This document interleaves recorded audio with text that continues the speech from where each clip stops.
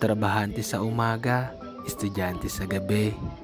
Ako nga pala si Eman, piniling lumuwas at paaralin ang sarili sa Manila kaysa tumanaw ng utang na loob sa iba. Magtatapos ako ng pag-aaral kahit ako lang mag-isa. Pinili kong lumuwas ng Manila at mamuhay ng mag-isa. Halos 4 years na ata akong nasanay sa ganitong setup. Gigising, magtatrabaho, papasok, pahinga ng konti. Na para bang kaya lang ako nagdi-day off para maglaba. Tapos pagtuyo na, pasok na ulit. Kaya pala bata pa lang ako, sinanay na kami ni mama at papa sa mga gawaing bahay. Dahil darating ang araw na kailangan kong lumakad sa sarili kong mga paa. Magluto, maglaba, maglinis at iba pa.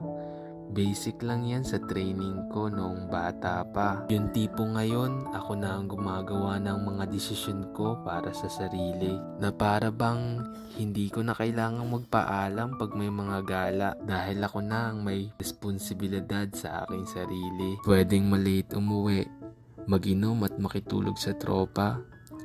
Dahil pag uuwi ka, wala namang naghihintay sa'yo. Dahil responsibilidad mo na ang sarili mo at hindi ka na bata.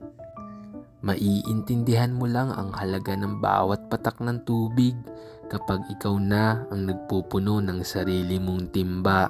Mahirap mamuhay ng mag-isa dito sa Manila, lalo na ako lang nagpapaaral sa sarili ko. Ang totoo, mahirap pagsabayin ng trabaho at pag-aaral.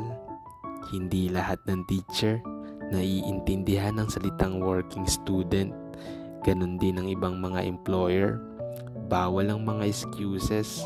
Kailangan responsible ka talaga. Kaya madami talagang mga tampo na hindi pwedeng sabihin. Mga struggle na kinaya ko lang mag-isa. Minsan nga naiiyak lang ako mag-isa nang hindi ko alam kung anong dahilan. Hindi ako malungkot, hindi din ako masaya. Pero basta na lang pumapatak ang aking mga luha, lalo na pag ako na lang mag-isa. Pero kinaya naman at kinakaya naman. Sisiw lang yan sa dami ng pinagdaanan ko. Hindi naman mahalaga kung minsan sumusuko tayo. Ang importante, nagpapatuloy ka. Dahil ang buhay, hindi naman karera.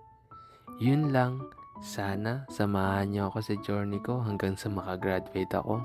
Salamat!